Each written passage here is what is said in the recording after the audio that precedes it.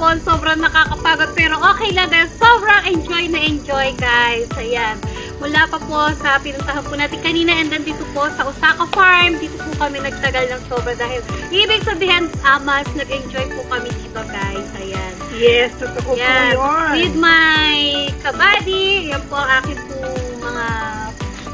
pong company, guys. Aking Colette's company with my beshi, Kalakbay. Hello po. Ayan. Thank you so much for Miss Anne for having us here in your YouTube channel. Of course, maraming salamat po sa mga taga-subaybay at patuloy na tumatangkilik sa YouTube channel ni Miss Anne together with her Facebook page as well. Thank you so much po. Maraming salamat po. And Sexy Oleli. Yes po guys, thank you so much for having us dito sa mga Anne Vlog channel.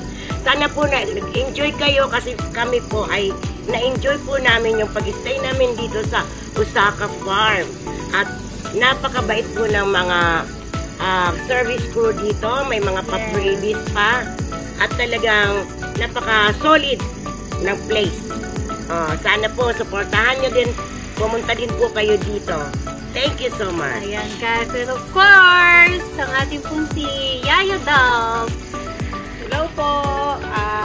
Thank you po sa support sa Anne Vlog channel and more support po. Punta po kayo dito sa Osaka Farm.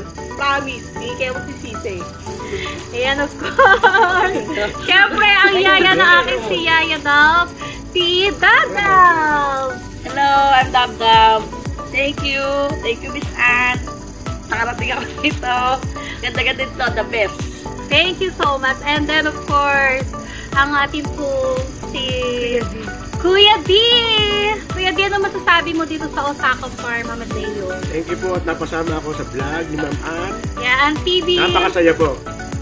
Ayan. Thank you so much. So, lahat po tayo nag-enjoy. Ayan.